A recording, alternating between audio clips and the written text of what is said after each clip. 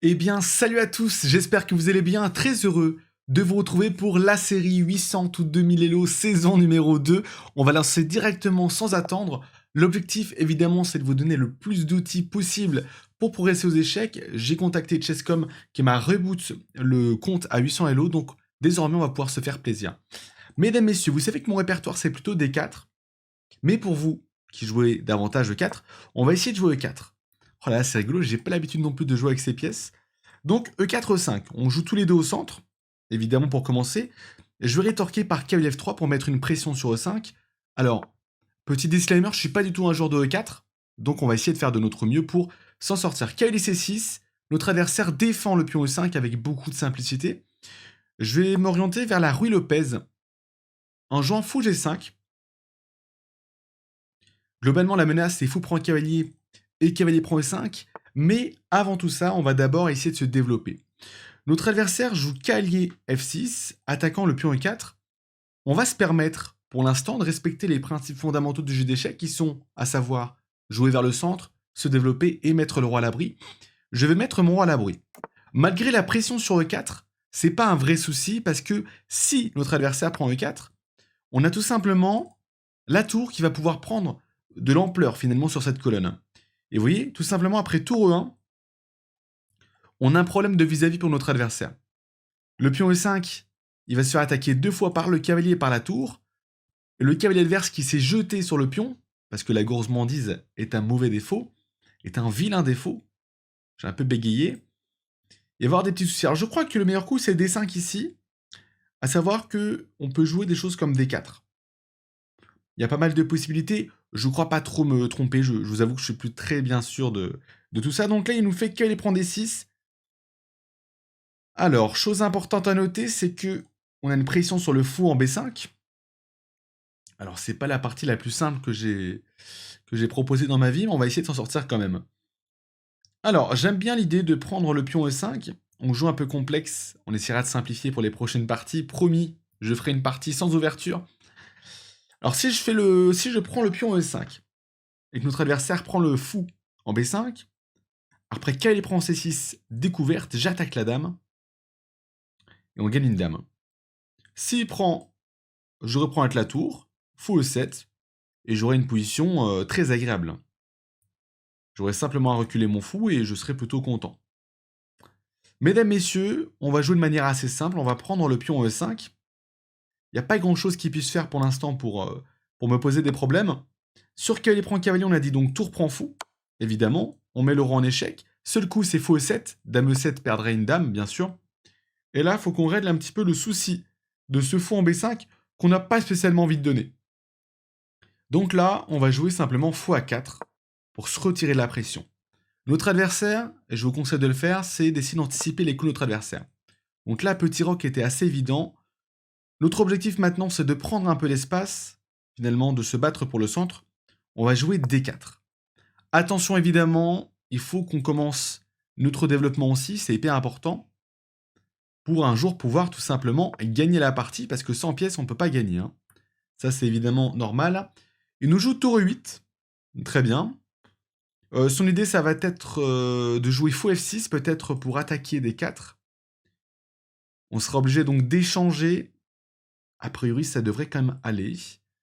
Je vais simplement me développer pour l'instant, je pense. On verra ensuite s'il y a des vrais problèmes. Sur fou F6, est-ce que je fais tour prend ou est-ce que je recule ma tour? En fait, il faut calculer un petit peu. Si on recule la tour, il y avait des tours prend, dame prend. Le pion D4 n'était plus correctement défendu. Il nous joue cavalier C4, qui est un coup assez intéressant. Est-ce que je reste sur la colonne? Est-ce que je pars sur l'aile roi? On va jouer assez simple en restant sur la colonne pour l'instant.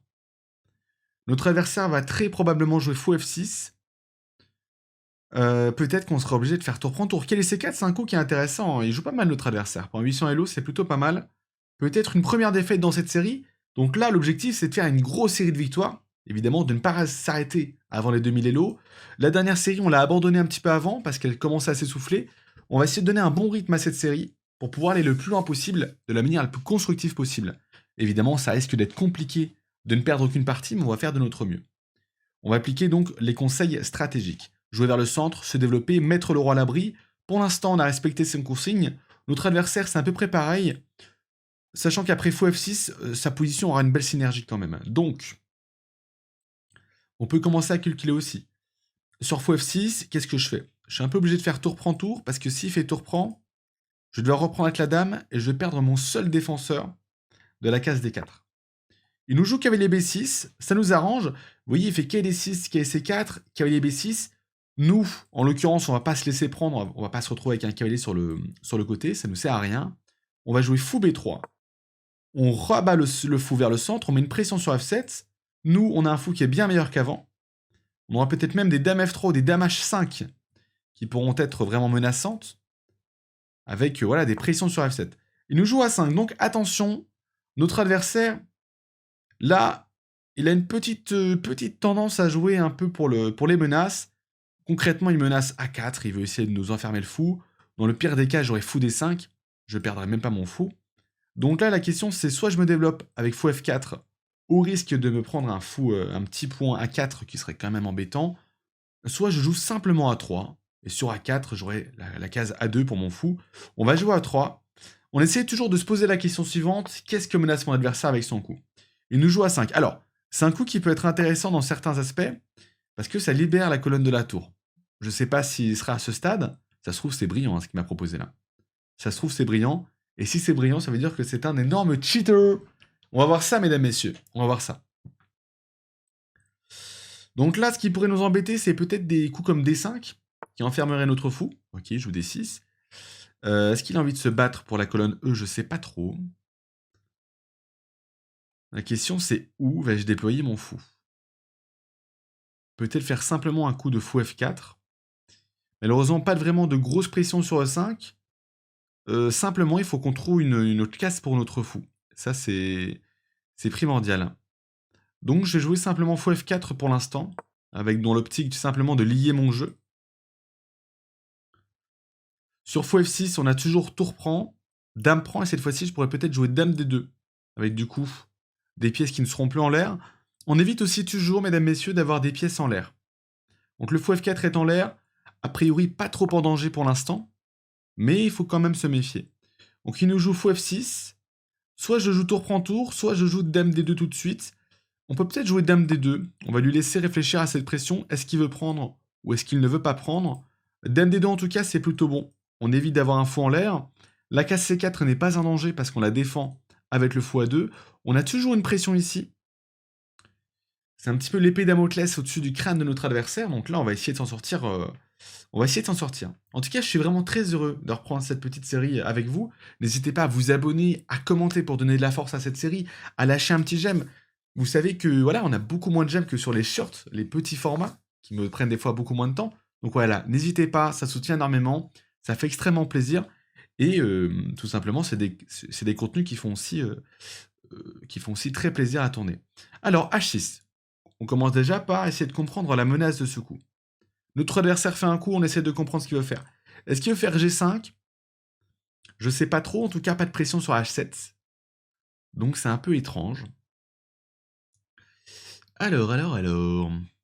Est-ce que je peux faire tour prend tour, dame prend tour E1? Ça peut être une bonne idée. Je vois pas trop ce que je pourrais faire d'autre pour l'instant. On va simplement jouer avec tour prend tour, suivi donc sur dame prend tour de tour E1. On attaque la dame, on prend le contrôle de la colonne E. S'il vient en D7, il va littéralement complètement bloquer son fou C8, ce qui sera très encourageant pour nous. Et s'il vient en D8, il n'y a plus vraiment de défenseur sur le pion F7. Maintenant, comme on s'est développé, vous voyez que toutes nos pièces sont développées, il faut qu'on trouve le moyen d'améliorer notre jeu. Comment est-ce qu'on améliore notre jeu? Tout simplement en activant nos pièces de manière un peu plus efficace qu'elles ne le sont déjà. Là, ce que j'aimerais bien avoir, c'est peut-être la paire de fous pour avoir une suprématie sur les deux diagonales. Je pense que mon cavalier, c'est peut-être la pièce la moins active dans ma position. J'observe que j'ai une case sympa en E4 qui met une pression sur le fou F6. Et je vais partir du coup sur cette proposition, sur cette propale là. On va parler marketingment parlant maintenant là. Non, en plus c'est cool parce que si je gagne que 23 points. C'est une série qui va prendre beaucoup de temps, mais c'est vraiment très cool. Ce sera entre d'autres épisodes évidemment, il n'y aura pas que ça, mais en tout cas, je suis plutôt content. Ok, donc cavalier 4, qu'est-ce qu'il pourrait jouer? Il peut se développer, qui serait peut-être le meilleur des choses à faire pour lui. Si on prend le fou, dame prend fou, il active sa dame. Est-ce que, mesdames, messieurs, j'aurais pas un petit coup du type F4, F3, pardon. Sur fou prend cavalier, pion prend, je me fais un superbe centre. J'ouvre la colonne F pour faire des futures attaques. Parce que si je prends, j'active son jeu en fait. La tour pourra venir plus tard. La dame a une pression sur D4, c'est un petit peu embêtant. On n'est pas pressé de prendre cette paire de fous parce que je pense qu'on va l'avoir dans tous les cas. Ouais, je me contredis un peu. Je joue simplement F3 pour l'instant pour venir défendre le cavalier E4. On va laisser un petit peu échafauder son propre plan. Donc là, j'essaie vraiment de vous donner voilà, les manières, ma méthodologie pour réfléchir à des positions. Là, on le questionne. Le cavalier est toujours un peu bloqué. Pas d'accès en C4 ni en D5. C'est plutôt pas mal. Si la dame part de D7 pour tout simplement laisser la place à la tour, on peut prendre le fou. Et si cette dernière vient en E7, elle se met directement vis-à-vis de notre tour, donc on aura peut-être des cavaliers G5 avec des menaces sur F7. D5, c'était aussi un coup que j'avais évidemment observé, analysé. Ce qui est bien avec ce coup, c'est que ça libère la case C5 pour mon cavalier. Le point négatif, c'est que tout simplement, ça enterre un peu mon fou. Alors maintenant, c'est soit je fais cavalier prend fou, et sur cavalier prend fou, j'analyse. Cavalier prend fou, dame prend. La dame ne défend plus le pion C7. Donc ça, c'est plutôt pas mal. Surtout qu'on a la case 5 aussi. Sur cavalier prend fou, s'il repointe le pion, j'ai le pion H6 cette fois-ci qui tombe. Donc, a priori, ça semble pas mal. Cavalier C5, ça aurait pu être une option, mais ça menace pas grand-chose si ce n'est le pion B7, qui est un petit peu embêtant quand même. Mais ça enterre mon fou définitivement. Donc je vais faire cavalier prend fou. J'ai toujours la suprématie de la colonne E. Et sur dame prend F6, on a vu que le pion C7 n'était plus défendu. On observe bien qu'on n'a pas de souci tactique de notre côté. A priori, tout va bien pour l'instant. Et par contre, attention peut-être à tour C8 qui attaque le pion C2. Mais sur tour C8, on a de la chance. J'ai fou E5 intermédiaire. Et fou E5 intermédiaire, ça a l'air très fort. On a d'ailleurs aussi le cavalier B6 qui est attaqué, mais pour l'instant, il est défendu par la dame. On va s'en sortir, mesdames, messieurs, on va s'en sortir. Mais fou E5, c'est vrai que ça a l'air très très fort. On prend le contrôle de la case. On pourra même pousser C3, le temps de blinder un peu la position et de retrouver un peu de jeu. Alors, il nous joue fou D7. J'ai pas l'impression que ça réponde à quelconque problématique dans cette position. Je regagne déjà un petit pion. Après, fou prend cavalier. J'essaie de supprimer le dernier défenseur du pion D5. Dame prend et fou prend pion. J'aurais pas de problème. J'ai peut-être le pion B2 qui peut tomber, a priori. Mais le pion B2 me dérange très très peu. Parce qu'il répond pas vraiment aux exigences de la position. Je réfléchis quand même un petit peu. Ou est-ce que je fais fou E5 tout de suite? Je sais pas. Non, je pense que je vais prendre le cavalier en B6. Ou attendez. Je vais prendre le cavalier B6. Pour avoir un très fort fou en D5. Hop, je prends le pion D5, j'ai un superbe fou. Effectivement, le pion B2 n'est plus défendu. Mais attention à ne pas être trop gourmand. Ça pourrait causer bien des torts à notre adversaire. Après, il faut savoir réagir à ça. Donc sur dame prend B2, j'aurais peut-être tour E7. Ok, donc il fait tour E8. Donc j'ai 2 pions de plus. Officiellement, j'ai 2 pions de plus. Ça peut être intéressant d'analyser comment gagner une partie quand on a 2 pions de plus. Alors, je vais faire tour prend tour évidemment. On va accepter l'échange. Je regarde quand même que j'ai pas une petite tactique, peut-être fou prend pion. J'ai pas l'impression qu'on ait quoi que ce soit. Je vais faire tour prend tour. Fou prend tour, évidemment. Ensuite, je vous montrerai comment on analyse une partie. Et je joue donc C3 cette fois-ci. C3 ou C4? L'objectif quand on a des pions passés pour gagner une partie, tout simplement, c'est de pousser les pions. Donc, a priori, peut-être C4 pour ensuite mettre le fou en E4 et pousser des 5. Jouer C4, c'est bien aussi parce que ça me permet aussi de défendre le pion B2, pion qui n'est pas défendu pour l'instant. Est-ce que je peux aussi jouer peut-être une menace avec Dame E3 ou quelque chose du type? Je crois pas. Je pense que j'ai joué C4 de manière assez sereine. On défend le pion B2. Le pion D4 est bien défendu, sachant que notre adversaire n'a pas de fou de case noire. Le pion D4 ne pourra jamais tomber. Il va falloir juste qu'on règle le problème du roi qui est en vis-à-vis avec la dame et qui nous empêche pour l'instant de pousser D5. Parce que ce dernier est cloué. Ensuite, on pourra peut-être essayer de se battre pour la colonne, mais tant que le pion D4 n'est pas défendu, ça va risque d'être compliqué. Moi, je pense que notre plan, ça va être vraiment de mettre un fou en E4, mettre peut-être un roi en F1, pour éviter tout souci, et ensuite, de pousser notre pion D jusqu'à Dame. On pourra même peut-être créer des batteries d'échecs et mat, mais a priori, simplement avec un petit G6, on risque d'être ramené à la maison assez vite. Donc il nous joue Dame C7. Là, on est content parce qu'il se retire tout simplement du vis-à-vis de mon roi. Qu'est-ce que je pourrais faire ici? Qu'est-ce que je pourrais faire? J'ai peut-être déjà des choses comme Dame E3. J'attaque le fou et je peux activer ma dame très rapidement. Mais je pense que j'ai joué peut-être G3. Pourquoi je joue G3? Je retire tout simplement un problème, le pion H2. Et je vais simplement essayer de rapprocher mon roi du centre. Même si en face il a une dame, ça me paraît être une bonne idée. On regarde quand même des choses comme B5, mais je ferai simplement C5. Je vais simplement pousser mes pions, en fait. Hein.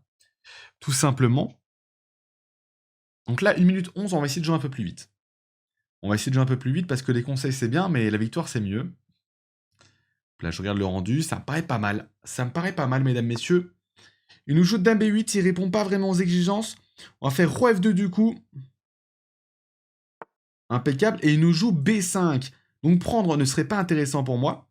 Je vais simplement jouer C5, histoire de pousser mon pion passé. Sur B4, j'ai dame prend pion simplement. Pion B4 n'est pas possible. Et maintenant, on n'a plus de problème avec le pion B2. Donc c'est un souci en moins à régler. On va pouvoir activer notre dame. Donc il nous joue dame E8. On va simplement retirer notre fou. Peut-être simplement le mettre en E4 pour avoir un contrôle de la case C6. Et pouvoir pousser D5 en toute impunité. Il va peut-être jouer dame C7 pour m'empêcher de pousser D5. Mais dans ce cas, je pourrais peut-être simplement jouer dame C3.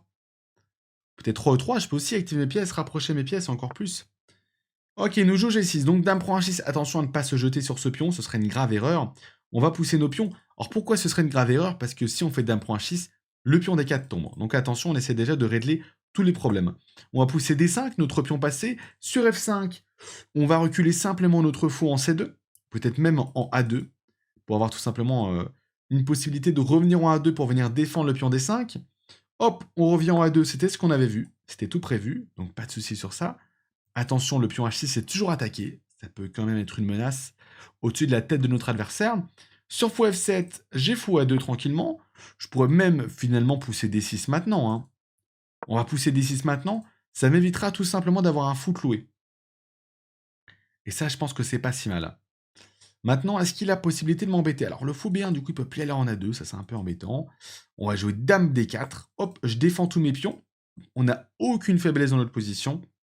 On va menacer D7, C6, ça va aller extrêmement vite. Il nous joue fou E6, on va activer notre fou qui manque un peu de, vie. Hop, fou D3, on fait une menace sur le pion B5.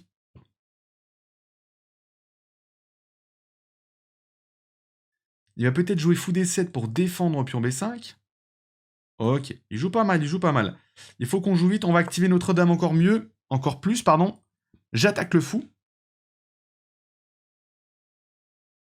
Je vous avoue que je commence un peu à stresser là. Je vais faire fou prend B5 maintenant. Attention mesdames, messieurs, on arrive au point culminant de cette partie. Il va falloir que je pousse mes pions jusqu'à promotion. Si la dame bouge, là, je prends le fou. Hein. Attention à notre adversaire. Je pousse le puntos en C6. Attention, ça va aller très très vite. J'aurais même pu faire D7 tout de suite. C'était peut-être un peu meilleur. Ok. Ok. Il va peut-être essayer de venir faire des petits échecs, mais a priori, vu que la dame fait un gros travail défensif, on n'a aucun souci. Je menaçais D7 suivi de C7. Toutes mes pièces sont bien placées. Donc ça devrait très bien se passer. Ok. Je vais faire donc C7 maintenant. Sur dame B6, j'ai simplement roi G2. Le roi va simplement se mettre à l'abri. Là, je prends un petit peu de temps, mais vous allez voir que la finale va se gagner très rapidement, il n'y a aucun souci. Je vais donc faire dame prend dame. Évidemment, il sacrifie notre adversaire. On va faire une dame ici. Maintenant, on va pas se prendre la tête, on va venir clouer le fou pour gagner le plus rapidement possible, éviter de se faire des fausses frayeurs. On va faire dame échec au roi. Dame prend fou. Je vais jouer maintenant H3, je pense, au prochain coup.